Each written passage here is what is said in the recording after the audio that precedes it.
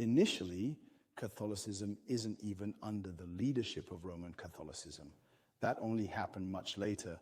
And so Roman Catholicism took over the leadership of the Eastern branch.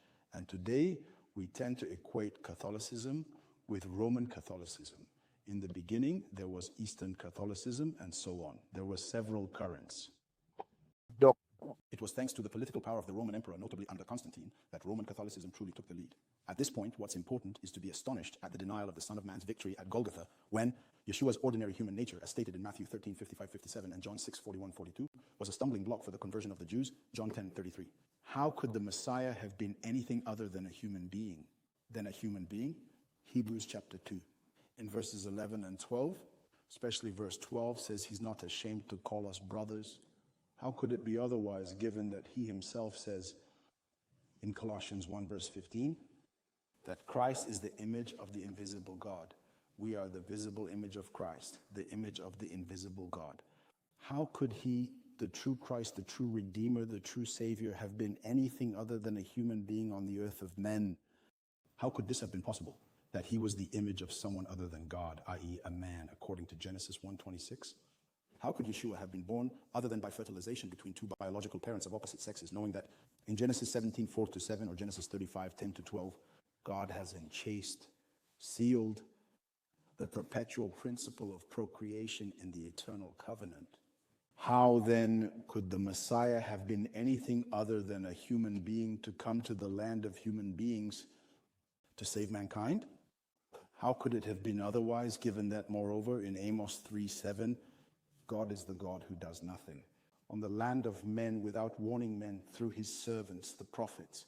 How could it be otherwise when his servants, the prophets, as many as they are, according to Acts 3:24, rather he clearly, explicitly, openly announced to them that the Messiah would be a mere son of man. Born, therefore, the two biological parents within the regular biblical framework of a triptych, one man, one woman, and God the Creator, therefore under the aegis of the Most High, exactly as foreseen in Genesis 1:28, and as indeed for the children of Adam and Eve in Genesis 4:1, 2, and 25. As Bereans, we ask you to check all this out for yourself. Individually, no one will be judged in the place of another. It's written must become a normal reflex. As for the Bereans in Acts 7:11, Christian preachers won't encourage you. But I tell you, if you don't become a Berean, you'll die with the illusion of salvation preached by the current Christian gospel. God wasn't going to come to the land of men looking like someone other than himself, because if we are human beings, if we are men as we are, it's simply because he is the primordial man, the main man, the original man, the initial man.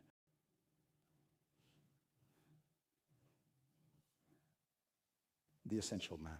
He's not the one who is like us or who became like us by arriving on the earth of men to save us.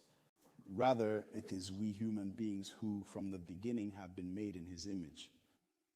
Still, it's quite a cavalier attitude on the part of the Christian gospel to succeed in the inversion, which is for human beings of my generation to wonder whether God coming to earth could be a humanoid or something other than a 100% human being born of a father and a mother. This revisionism is crazy. We are the way we are because he is the way he is. It is not he who resembles us, but we who are his likenesses. Genesis 1:26. God wasn't going to come down to earth as someone else by being the image of another. Who would this other be? Because he is the Alpha and the Omega, and from the very beginning he intended to create mankind in his own image. Genesis 1 verses 26 and 27.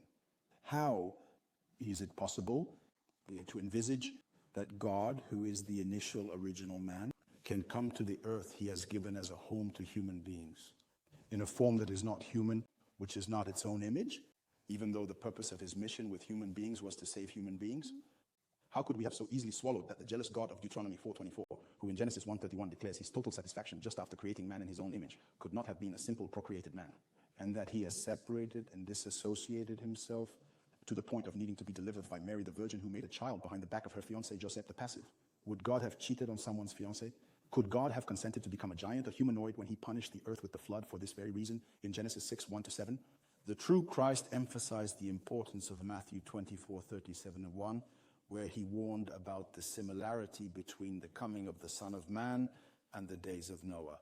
Hence, the pressing question that we must address is of utmost urgency and cannot be overlooked.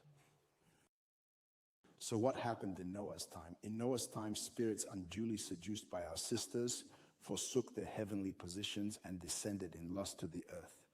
One wonders, moreover, how spirits start lusting after women. Frankly, they don't look good where they are. Would God have given them an unsuitable home there?